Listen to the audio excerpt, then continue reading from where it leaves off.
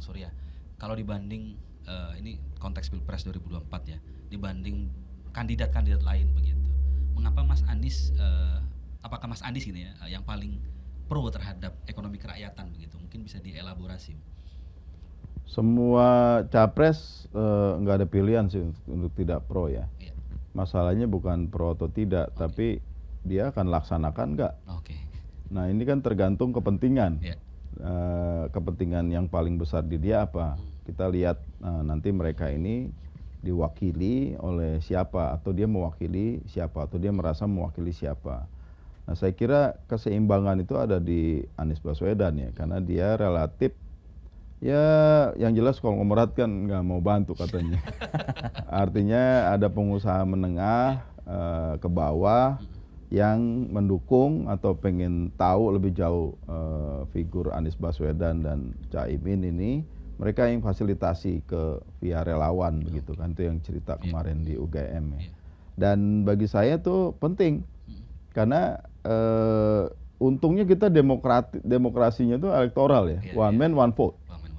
9 pengusaha terbesar pun kalah dibanding 100 orang miskin yang nggak punya apa-apa di Muara Karang gitu, atau Muara Angke gitu ya.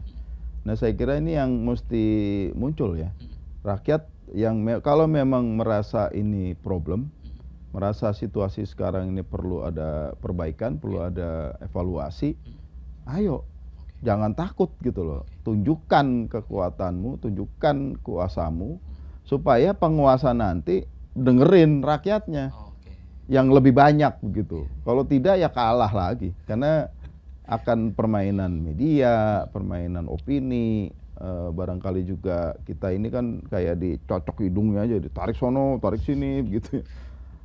Ini momentum saya kira untuk rakyat menunjukkan kekuatan, kekuasaannya yang sesungguhnya, karena itulah mandat yang diberikan kepada penguasa supaya dia ingat terus, dan penguasa itu yang bekerja kan berdasarkan itu.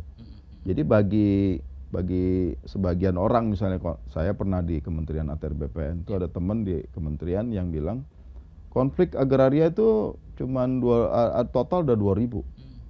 Banyak nggak? Ya relatif banyak katanya. Maksudnya Pak, ya kalau dibanding sertifikat yang sudah kita sahkan sekitar 80 juta waktu itu, sekarang 100 juta, itu kan cuma 0,00 sekian persen. Saya bilang logikanya nggak begitu, saya bilang. 2.000 ini mewakili gunung es masalah, ketimpangan, ketidakadilan, akses dan kepemilikan terhadap tanah begitu, yang sumber hidup. Ini nggak bisa dilihatnya sebagai statistik belaka, tapi harus ada kepedulian, harus ada apa ya, semacam kegentaran gitu loh ketika mendengar kesedihan yang dialami rakyat.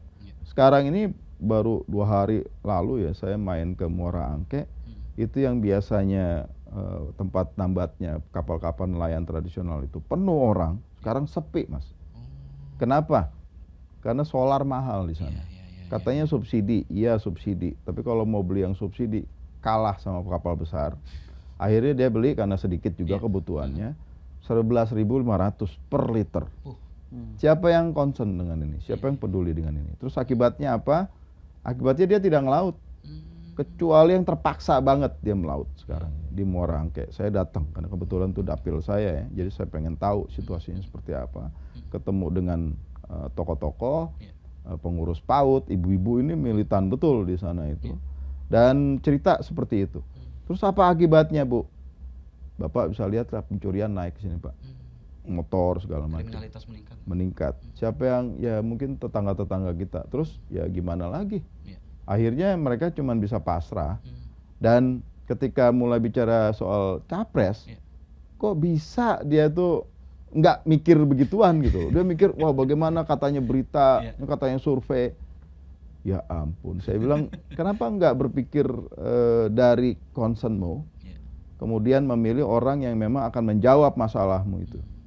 Nah ini di sini memang kepemimpinan ya lagi-lagi. Nanti ya kalau mestinya anggota dewan, konstituen itu penting gitu loh. Diberikan pemahaman, diberikan pengetahuan, diajak kerjasama, mengangkat, mengartikulasikan masalah itu. Saya belum dengar.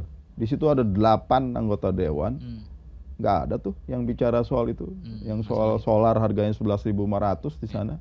Dan untuk karena itu nelayan tidak bisa melaut, akhirnya cuman ngambil ikan di pinggiran, sebisanya pakai jala atau ngambil kepiting, bakaunya udah mau habis nih, digusur sama perumahan di situ kan.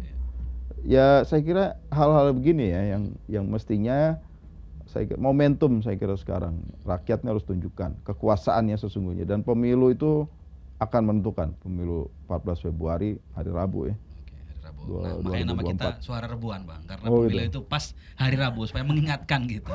Di hari Rabu suaramu sangat penting dan berarti gitu, Bang. Dapatkan informasi, download Metro TV Extend sekarang.